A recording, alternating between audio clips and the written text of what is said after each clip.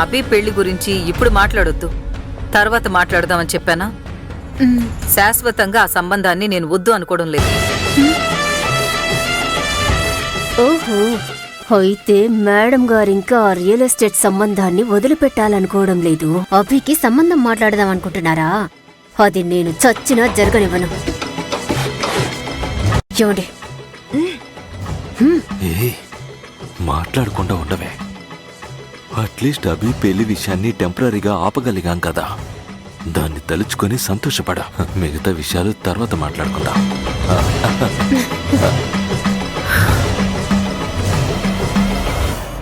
నలన్ సార్తో నేను మాట్లాడతాను.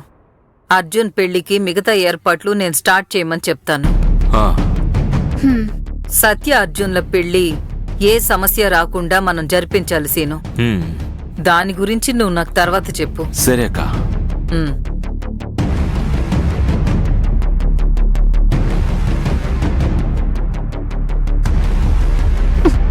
చూసారా, ఆ గోవింద్కి యాక్సిడెంట్ అయ్యి ఐసీలో ఉన్నాడంట. అయినా కాని మీ అక్క ఆ సంబంధాన్ని వదిలిపెట్టాలనుకోవడం లేదు. డబ్బు మీద అంత ఆశ. ఎవత్తో ముక్కు మొహం తెలియంది ఒకతొచ్చేటప్పుడే సమస్యలు తీసుకొస్తుంది.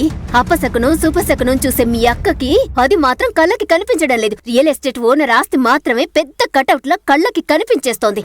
వాళ్ళని నమ్మి అభి కోసం ఎదురు చూస్తున్న మన అమ్మాయిని పక్కన పెడుతున్నారు. చాలా ఆపవే. ఇప్పుడు నీ సమస్య ఏంటి? ఇప్పటికైతే అభి పెళ్లిని అక్క వాయిదా వేసింది కదా, దాని గురించి వచ్చినప్పుడు డీల్ చేద్దాం. ఇప్పుడు కొంచెం సైలెంట్ గా ఉండవే. అర్జున్ సత్యాల పెళ్లి కానివ్వు. అయ్యో, మట్టి బుర్ర. అర్జున్ కి పెళ్లి జరిగితే అభికి పెళ్లే జరగదండి.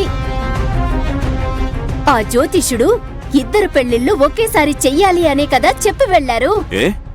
అర్జున్ సత్యాల పెళ్లి ముందు జరిగితే ఏంటంట?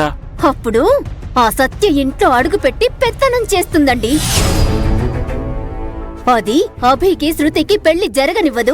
మన ప్లాన్ ని అంతం చేస్తుంది.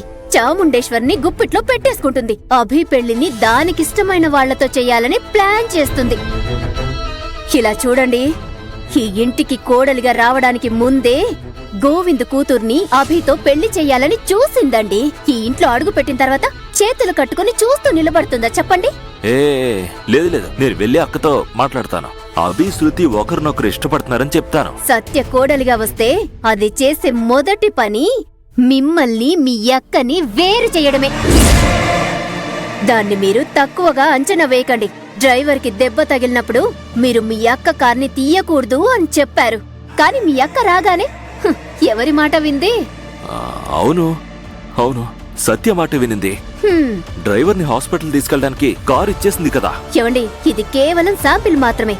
సత్య కోడలుగా వచ్చిందా ఆ తర్వాత దాని రాజ్యమే ఇక్కడ. మీ అక్కని కూడా మాట్లాడనివ్వదు. మీ అక్క కూడా దాని మాటనే వింటుంది.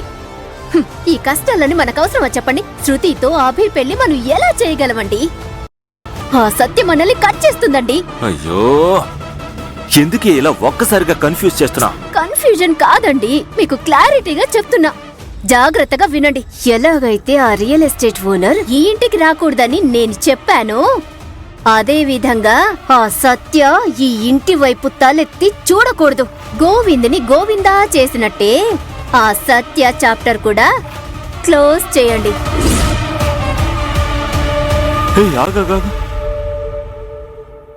ఆ గోవిందుని నేనే ఐసీయూకి పంపించానని నీకెలా తెలుసు? మీరు లారీ డ్రైవర్ తో రహస్యంగా మాట్లాడారు కదా, అది నేను రహస్యంగా మీకు తెలియకుండా విన్నాను. అందువల్ల అతన్ని కోమాలోకి వెళ్లేలా చేసింది మీరే అని నాకు బాగా తెలుసు. ఏంటి, నేను మాట్లాడింది రహస్యంగా విన్నావా? అవును.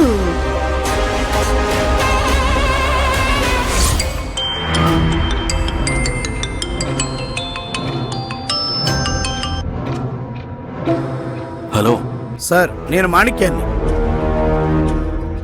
రే మాణిక్యం, నువ్వెందుకు ఫోన్ చేసావురా? నిన్ను ఫోన్ చేయొద్దని చెప్పాను కదా. సార్, నేను ఫోన్ చేయకపోతే కారు గుద్దిన విషయం మీకు ఎలా తెలుస్తుంది సార్? మీరు చెప్పిన పని చెప్పినట్టు చేశాను సార్.